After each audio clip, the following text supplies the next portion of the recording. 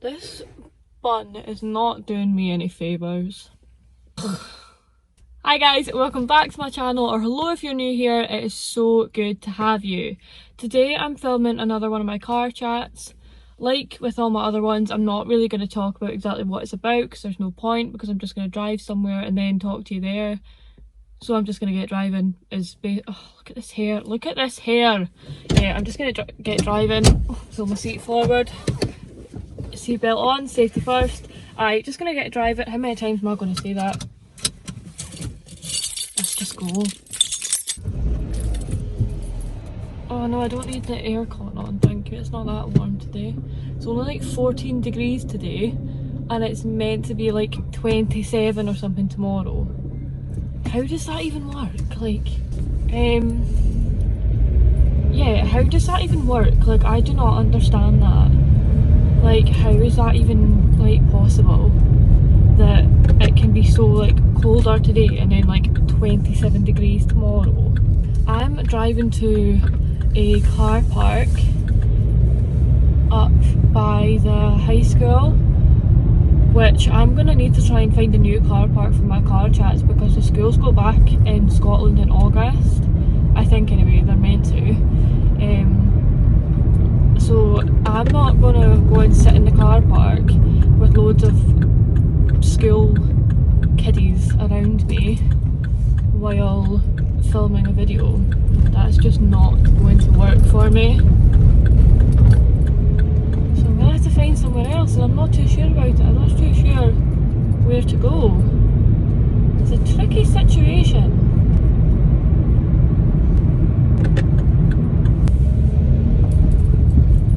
Are you going?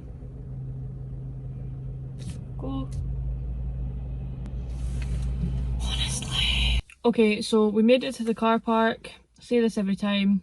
So the topic of this wee car chat today is girl talk. I used to find like chat about like girl stuff like quite cringy. I don't know why. I just did. I found it quite hard to talk about personally myself. But as I've grown up and as I've like matured and had a lot more life experience, I find it quite easy to chat about now. And when I asked for like video suggestions and stuff, quite a few people said like girl talk, like a girl talk like Q&A kind of thing. Not about me, just in general. So that's what we're doing today. I asked over on my Instagram for some questions. I said it could be girls or boys if you want to know anything about the other species. The opposite sex. So yeah, we've got a couple of different questions. I'm not going to answer too many just because I don't want to be sat here for like 40 minutes, and I'm sure you guys don't really want a 40-minute long video to watch. So I'm just going to answer, I've got about 8 to 10 questions that I might answer. I'll just kind of see how it goes. So I'm just going to dive straight in and answer the first question. I'm not going to say who sent them in. I pretty much never really say who sends in questions just for their own privacy. It's not really fair to out them all over the internet. The first question is, I've got a really bitchy friend group, everyone always talking about each other. What should I do? Leave that friend group. Essentially. Or you could kind of sit down and chat to those girls, boys, I'm not sure who's in it. Sit down and chat and just say, look guys, it's not really fair that we talk about each other. Like, surely they'll know that they talk about each other. Like, surely. If they'll sit and bitch to you, they'll sit and bitch about you, essentially. So yeah, either like kind of sit down and have a chat and just say, look, this isn't really fair, like it's kind of affecting me. I don't really want to be part of a group that will just sit and quite easily talk about each other. Like, that's not cool at all. And see if they offer to like rectify their behaviour, and if they don't, find new friends. Who wants to be like sitting in a friend group when you're wondering if they're sitting talking about you? Who has the time for that? Like, I certainly don't. So definitely I would say either find new friends or kind of like sit and chat to them, and if they do kind of like try to rectify their behaviour, then good, you guys can all just kind of move on. If there is like unspoken issues, which there blatantly is if you are talking about each other, then try and iron out those issues as well. Try and get everybody just to sit down and talk and try and work out what the deal is, like why you guys think it's okay to be like this.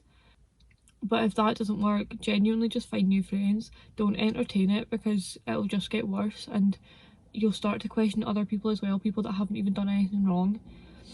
You'll just start to question whether their intentions are like pure or not, or if they're just like looking for some gossip to talk about.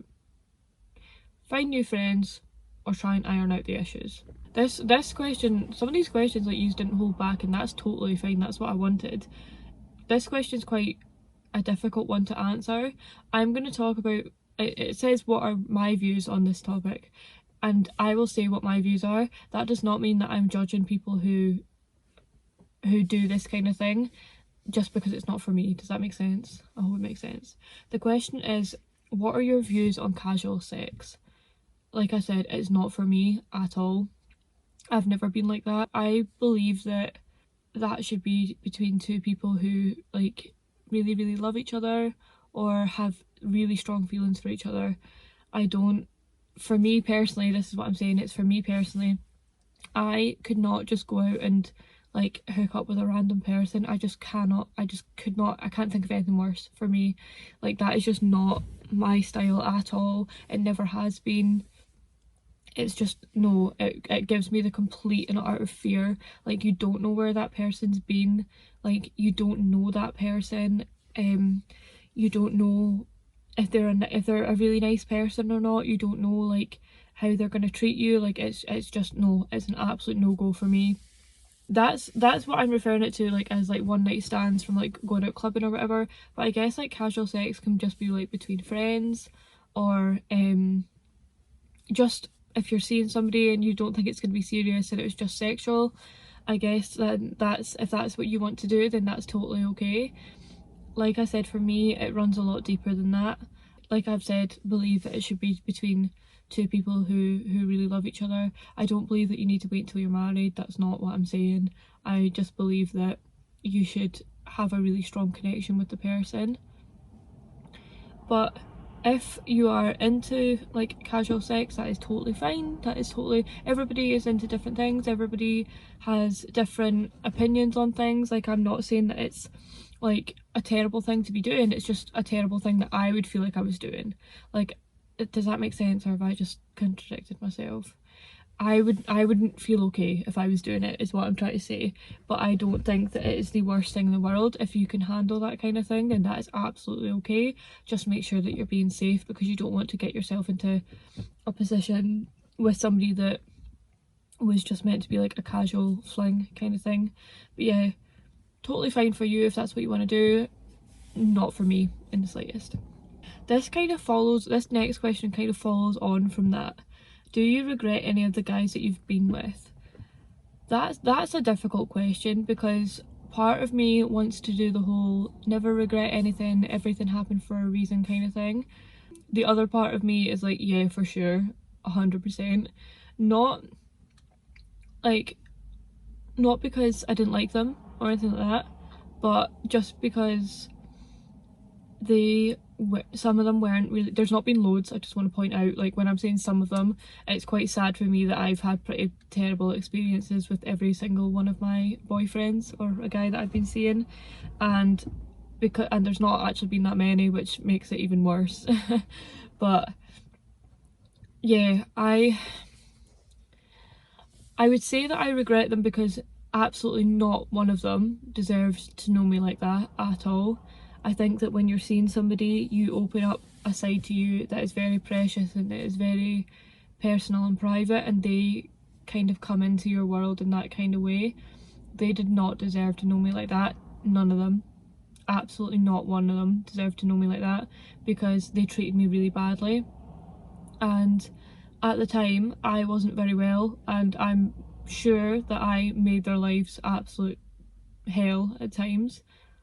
But it was I'm never going to say that it was all my fault, because it most certainly was not. Like, they were horrible people, some of them, like absolutely horrible people, and I will not go in and talk about individual people and what they did, but some of them were just absolutely horrendous people, and I 100% regret meeting them, and 100% regret seeing them. 1000%. If I could go back, I'd literally turn around and go absolutely not, and walk away and never go back. 100%. But when it comes to, like, you say, like, regretting it, like, the other part of me is like, well, they're what you wanted at the time, so how can you regret what you wanted at the time? But again, like, no, they just weren't nice people. So yeah, of course I regret meeting them. They weren't nice people at all. Yeah. Do I regret them? Yeah. Obviously there was good times with them. If it was all bad times, I would never have even been there. But like, the bad outweighed the good 100% is what I'm trying to say. So yeah, I sadly do regret them, but it doesn't really matter anymore. I think that if you were like me and you stay with people because it's not anymore, you stayed with people because you were too scared to be on your own, or you were too scared to leave that person or whatever, just leave. Like, you're better being on your own than being miserable in a relationship. If I hadn't left those relationships, I would never have, or if those relationships hadn't broken down, I would never have met my partner now. So that just shows you that there's always something better waiting for you. What is your view on plastic surgery? I will never openly say go and get plastic surgery. Why would you? But I will say that if there's something that makes you like deeply unhappy about yourself and you have the money to change it, why wouldn't you? If that makes sense. I would always say try and learn to live with what you've got first. Like, think about what you're planning to get done for like a couple of years before you actually go and do it. Think things through, research things, don't be stupid about it. Don't just like find a clinic and go just because you want it done because you think it'll look good. Like, I would always say with plastic surgery, get it if you feel like it will make you more comfortable within yourself. If you're really unhappy, getting my lip fillers was not plastic surgery, it was like injectables. It's not like going under the knife and like getting put to sleep and stuff. It is genuinely just injecting stuff into your lips. But I was deeply unhappy with my lips. Like, I hated them, and I hated how they looked in photos. I hated how they looked when I didn't have makeup on and I couldn't overline them. Like, I just hated them. And literally as soon as I got them done, I felt so much happier within myself. So my view on plastic surgery is, if you think it will make you happy and it will make you feel better about yourself, then go for it. If you overdo it, then you're just going to end up being unhappy with yourself, and then you're going to try and get more surgery to correct that, and that is just a downward spiral. But yeah, if you think it's going to make you feel better about yourself and you have the money to do it, then why wouldn't you? I don't think anybody has the right to judge people for what they have done to their bodies. It's their body and it's their money. Let them be. Have you felt pressure to look a certain way to impress men? Is that why you went blonde? Absolutely not. I went blonde because I wanted to. Don't need to do it to impress. I've already got a boyfriend. I don't need to do it to impress men. I think that when I was younger, it was hard to be the little skinny, unattractive girl. I'm laughing, but it's not funny, but I'm laughing because like people are going to be like, oh my god, that's so sad. It's really not. Like, I don't actually care anymore. But like, it was hard to be the one that people like. I wasn't like ugly, though I've just said I wasn't attractive, but like I wasn't like ugly, but I just didn't like, I wasn't like a good looking like 15-year-old. It just wasn't. Not compared to some of the girls in my school anyway. So I feel like when I was young and when I was like 19, like 15 to 19, I felt like I had to look a certain way. What is wrong with me today, honestly? Yeah, I felt like I had to like look a certain way and stuff, but now absolutely not. I do whatever I want with my face, my hair, my makeup, my body, my clothes. I will like dress and look the way that I want to look to make me feel good, not to impress anybody. Absolutely not. And if you feel that you have to look a certain way to impress men, get over it. Don't do that, please. Like, that makes me so sad. Obviously, get over it is such a crap piece of advice, but what I'm saying is like, don't do that. Like, look good and feel good to make yourself feel good. not to impress anybody else. You're you, and there's nobody better at being you than you. So no, that is not why I went blonde. In fact, I didn't even mean to go blonde. I meant to go like dark, like brown, like my natural colour. I went blonde, and the only reason I did it in lockdown was because I knew that the like stage 1, stage 2, stage 3 hair was just going to be rotten. And I didn't want to do it when I was working, so I did it in lockdown so that nobody had to see me. And I didn't even mean to go blonde, it just happened, and I love it. So no, I did not go blonde to impress men. Absolutely not. What to do if you feel pressure to lose your V plates because your friends have? Am I really old, or I hope that V plates means like your virginity, because if it means something else, I'm just gonna ramble on about something completely different. I'm not down with the lingo these days. Don't lose your virginity just because your friends have. I would always recommend waiting until you find somebody that you really, really like and you know really, really likes you. If he respects you and if he cares about your feelings, he will wait until you're ready. And I feel that if you find somebody that is more than happy to wait until you're ready and more than happy to take your feelings into consideration, it makes it so much easier and it just makes it so much better. It's a big deal, I think, anyway, and I think it should happen in a setting that you're comfortable with somebody that you're comfortable with, and like make sure that you know that that person really cares about you and like wants what's best for you, and then you won't feel any pressure until you are ready, because that person will make you feel comfortable until you are ready. Does that make sense? I hope it does. Don't, just because your friends have done it doesn't mean that you have to. Like, really, really doesn't. I get that obviously you feel like the odd one out and you feel pressure that way, but like, oh my god, so sorry. But that breaks my heart if that's why you would choose to lose your virginity just because your friends have. That makes me so sad, because like I said, it should be special. It shouldn't be just because everyone else is doing it. And when you get older, I don't know how old you are, of course, but when you get older, you'll look back on it and you'll be grateful that you didn't just do it because your friends have, because you'll want it to be special. There's so many questions about sex, but I guess this is because it's like a girl talk video. How old do you think is a good age to lose your virginity? It's not for me to say. It's really not. Like, everybody's different. I would say a good age, obviously over the limit, over the legal over the legal age of consent, which is 16, of course.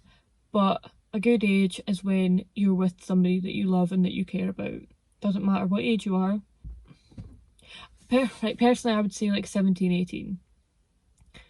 But again, the perfect age could be when you're 21 and you've got your first long-term boyfriend and you're in love and it's amazing. Or the perfect age could be when you're 17 and you've been with your boyfriend since you were 15. Like, there's so many different factors that come into being the right age. Over the age of consent and with somebody that you care about, doesn't matter what age you are. What contraception are you on and has it been working for you? So I am on Rejuvidin, I think that's how you say it. Rejuvidin, I don't know. Rejuvidin contraceptive pill. I actually went on it to help with my periods because I had absolutely horrific periods. They were about 10 days long and it was horrendous is all I'm going to say. So in that sense they've helped a bit with that. And obviously I have a boyfriend and I do not have a child. Put two and two together and you'll see that it's worked.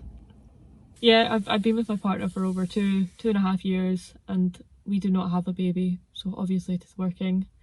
But it's helped with my periods as well. Be careful with Rejuvidin. I've seen a lot of people have some major issues with it. I personally have not had any problems with it whatsoever. Speak to your doctor if you're thinking of going on any kind of contraception, of course, because you can't really go on it without them. But you know what I mean, like speak to somebody if you're thinking about doing that. There's loads of leaflets that you can get and you can like even discuss it with your partner, what you guys think would be the right contraception for you to use. Yeah. Is that it basically? Yeah, it's worked for me, for my periods and for my relationship. Yeah. Okay, this is the last question I'm going to answer. Do you have any advice for really, really terrible period pains? Anything that you have found helped? Okay, so like I just said, I used to have horrendous periods. They were for about 10 days. 10 days. Now they're only around maybe 4 days. Sometimes it comes and goes with me. Like, I've got a bit of a weird body and mine can either be really, really good one month and it can only be like 4 days and very minimal pain. It'll be great, sail through it. But then there's other months that like they're like a week long and they make me feel really ill and they make me feel really rubbish mentally. For those months, what I do is I just kind of like try and take my time. It's hard when you're working, for sure. There's loads of different like medications, like tablets and stuff, like even like paracetamol and ibuprofen and stuff, that's good. But there is like actual stuff like for period pains. I'm pretty certain there's like Anodin Extra that has actual period pain relief, like specific tablets. So I always make sure I'm stocked up on them. I take them like continuously, like every 4 hours. If I'm at home, hot water bottle, stay in my bed, comfy clothes, like lots of chocolate, which I know doesn't always help because then you feel really bloated and you feel really fat and ugly. I do anyway. When I'm on my period and I'm so bloated and I've eaten loads of chocolate, I just sit there like an absolute whale. But yeah, chocolate. And if you're feeling sad, like just try and like remind yourself that there's a strong chance that it's just your period because of your hormones. Like I've been stressed out for a while now just because of life stuff, but like especially like when I've been on my period, I've been like crying to my boyfriend. Just be like, I'm so sad. When I know for a fact that my period's making it worse. But he knows, he has to deal with that. Like he knows when I'm on it's gonna be tears central. But yeah, just try and take care of yourself. Like period pains, if your period pains are horrendous, by the way, maybe speak to your doctor. If nothing helps them, it might be a case of maybe you need to try contraception, not because you have a partner, or maybe you do, I don't know, but because it will help your periods. There are pills that doctors put you on for helping periods and helping them chill out, like mine needed to. So yeah, if they're really, really like, if they're actually like really terrible, 100% speak to your doctor. But if they're just normal, like rubbish feeling period weeks, then try and like just look after your body. Like watch a sad movie, cry it all out. Eat loads of chocolate, eat feel good food. For some people, exercise really helps, by the way. Exercise and eating really well. That doesn't help me. Like when my period's really bad, like if it's not bad then yeah, but if it's really bad then there's not a chance I'm exercising. I'm going to my bed and I'm staying there with a family size bag of chocolate, which serves one. Yeah, sometimes exercise actually really does help and eating really good, but that doesn't work for me. Mine is just eat rubbish, cry to a sad movie and deal with it. But yeah, if it's really bad, speak to your doctor and they'll be able to kind of guide you through what could help you. Okay, those are the questions that I'm going to answer. I really hope that this has been beneficial to you in some way. Sorry if I didn't get around to answering your questions. I had to like whittle them down and I got down to about 10 and I think I've only answered 9. But yeah, sorry if I didn't answer your question. But yeah, that was my kind of like gal chat vid.